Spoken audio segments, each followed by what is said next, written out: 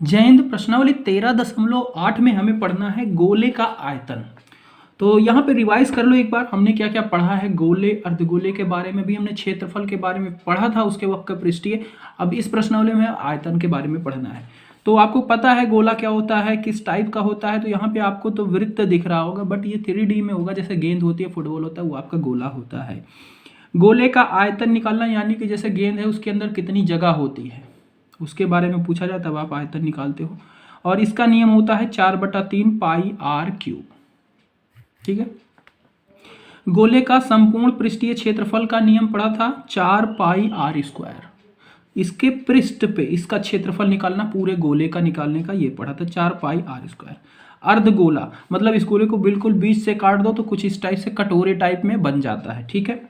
तो अर्धगोले का आयतन निकालना है, यानी कि जो इसका पूरे गोले का आयतन था उसी का आधा कर दो। ठीक है। तो ये 2/4 पाई आर क्यूब हो जाता है। अर्धगोले का वक्र पृष्ठीय क्षेत्रफल, यानी कि कट करने के बाद ये वाले क्षेत्र का, ये जो बन रहा है क्षेत्र, इसका क्षेत्रफल निकालना, यानी कि जो पूरे गोले का था उसका आधा, यानी कि 4 पाई/2 कर देंगे तो ये 2 पाई आर स्क्वायर ये हो जाएगा। ठीक है। अर्धगोले का संपूर्ण पृष्ठीय क्षेत्रफल, यानी कि 3 पाई आर स्क्वायर हो जाएगा। कैसे?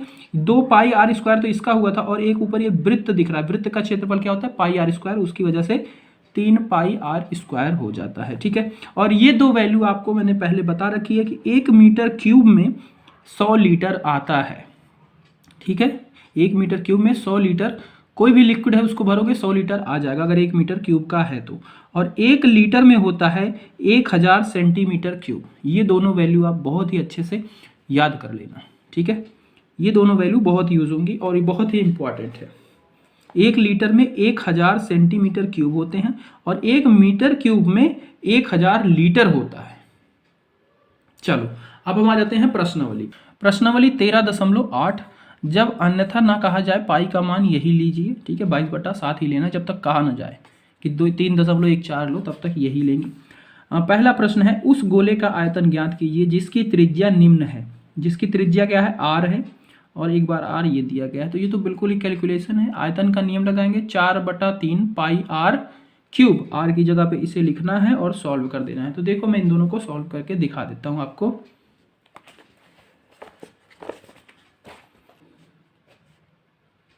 ठीक है। तो सबसे पहले में दिया गया r बराबर 7 दिया गया, यानी कि त्रिज्या 7 सेंटीमीटर हो जाएगी। गोले का आयतन होता है 4/3 पाई आर क्यूब, और फिर यहाँ पे सब मान रखेंगे। पाई का मान रखा, 7 × 7 × 7, एक 7 से 7 कट गया, इसको इसको इसको इन सबको गुना किया तो 4312 आया, और नीचे बचा था 3 सेंटीमीटर क्यूब। ये हो जाएगा फर्स्ट का आंसर।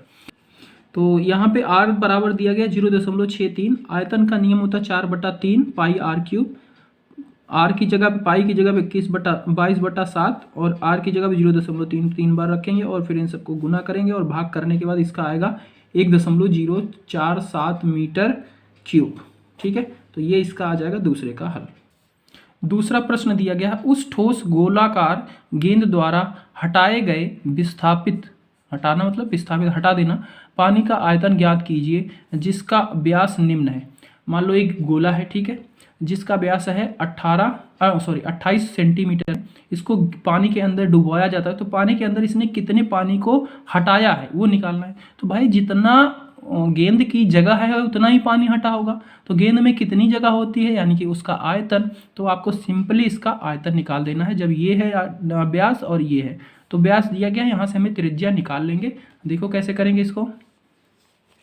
तो देखो पहले में दिया गया है, इसका व्यास दिया गया 28, तो त्रिज्या क्या हो जाएगी? 28 का आधा कर देंगे, यानी कि 14 सेंटीमीटर। गोले का आयतन का नियम लगाएंगे 4/3 पाई आर क्यूब।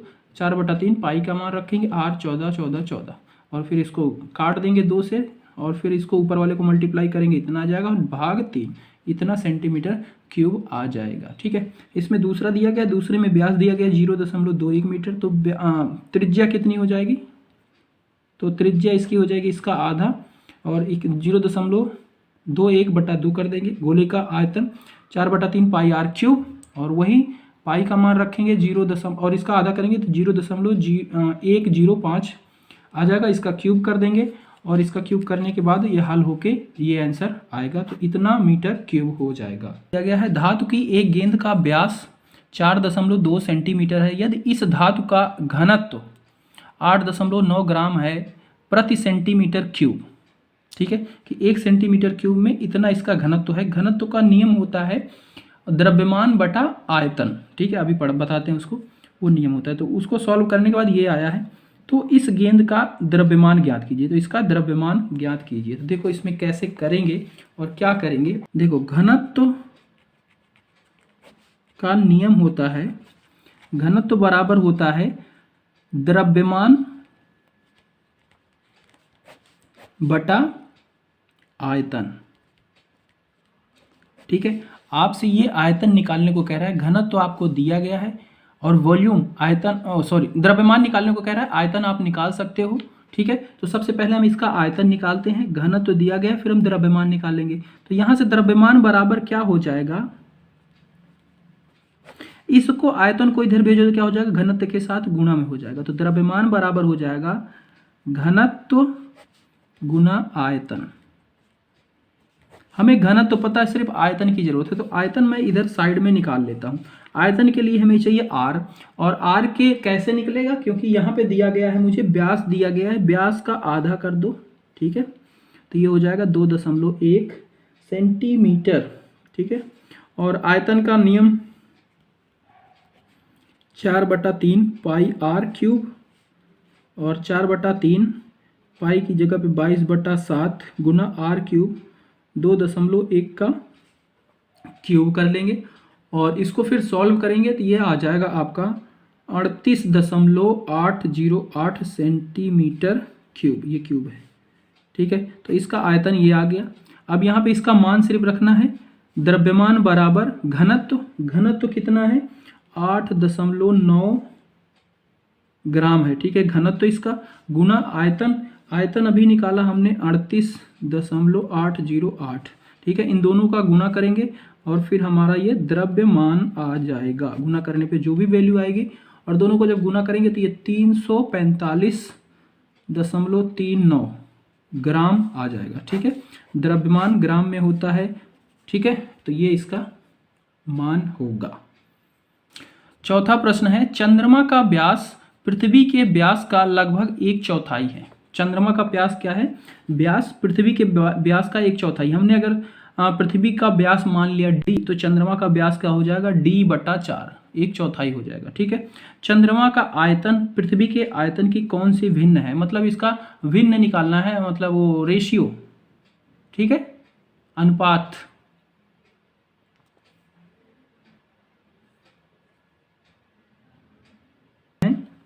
माना पृथ्वी का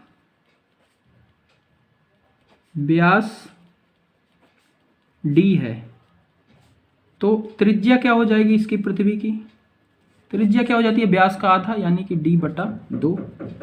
और तो आपका मूल यानी कि चंद्रमा का व्यास क्या हो जाएगा, पृथ्वी के व्यास का 1/4 है, तो d/4 हो जाएगा। और जब इसका चंद्रमा का व्यास ये है, तो इसकी त्रिज्या क्या हो जाएगी, तो त्रिज्या क्या होगी, व्यास का आधा, यानी कि 1/4 है इसका आधा, तो d/4 गुना 2, यानी कि d/8 ये हो जाएगी।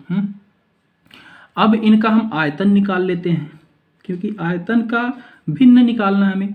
तो आयतन निकालते हैं, पृथ्वी का आयतन सबसे पहले, ठीक है, पृथ्वी का आयतन। तो ये हो जाएगा 4/3 पाई आर क्यूब, और इसको सॉल्व कर लेते हैं। तो आर यहाँ पे त्रिज्या क्या है d/2, 4/3 पाई को पाई ही रखते हैं, और आर की जगह पे d/2 का क्यूब कर लेते हैं। तो ये आ गया आपका। और चंद्रमा का आयतन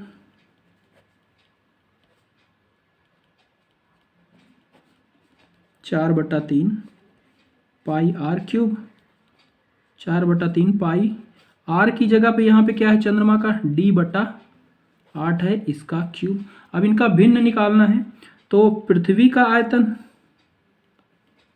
और बटे आयतन बटे चंद्रमा का आयतन।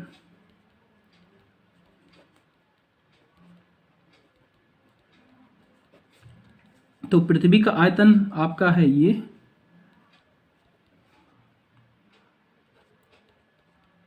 डी का क्यूब अपॉन में डी का क्यूब। ठीक है, तो ये ऊपर भी 4 पाई/3, ये भी दोनों कैंसिल हो गया। बचा क्या, ये बचा है, इसको मैं सॉल्व कर लेता हूँ। तो ये हो जाएगा डी का क्यूब बटे 2 का क्यूब करेंगे तो 8 हो जाएगा। नीचे डी का क्यूब करेंगे डी क्यूब हो जाएगा। 8 का करेंगे तो 8 अठाई 64। ठीक है, 8 अठाई 64 होता है, और 64 गुने 8 ये 512 हो जाएगा। ठीक है, और फिर इसको सिंप्लीफाई करेंगे तो डी से तो डी कैंसिल हो जाएगा, ऊपर बचेगा 8। चंद्रमा का आयतन पृथ्वी के आयतन की कौन सी भिन्न है? चंद्रमा का आयतन पृथ्वी के आयतन से, सॉरी हमने इसको उल्टा कर दिया, चंद्रमा का ऊपर रखना था और पृथ्वी का नीचे रखना था। ठीक है, तो यानी कि ये जो वैल्यू यहाँ पे बची है ये बिल्कुल उल्टा, उसको ऊपर रखना था, उसको नीचे रखना था। तो अभी ये ऊपर जो वैल्यू बची है ये तो 512 ऊपर चला जाएगा, 512/8 आया है, ये बिल्कुल इसका उल्टा हो जाएगा। ठीक है, तो इसको मैं चेंज कर देता हूँ यहाँ पे, बट ये पूरा कैसे चेंज करूँगा, तो यहाँ पे लिख देते हैं। ठीक है, यहाँ पे मैं लिख रहा हूँ चंद्रमा अपॉन में पृथ्वी। समझ लेना इसको कि चंद्रमा का आयतन अपॉन में पृथ्वी का भिन्न निकालना था, तो चंद्रमा का ऊपर रखना था, मैंने पृथ्वी का रख दिया, ध्यान नहीं दिया। ठीक है, तो ये आपका इसका अब रेसिप्रोकल हो जाएगा, यानी कि 8/512, और 8 से इसको काटेंगे तो ये 8 6 8, तो ये 1/64 आ जाएगा इसका भिन्न। ठीक है, तो इसका भिन्न वॉल्यूम में, इसके आयतन में क्या भिन्न होने वाला, 1/64 का भिन्न होगा चंद्रमा और पृथ्वी के। तो ये इसका सॉल्यूशन हो जाएगा। इसको थोड़ा सा ध्यान से देखना, यहाँ पे मैंने बदला है बस।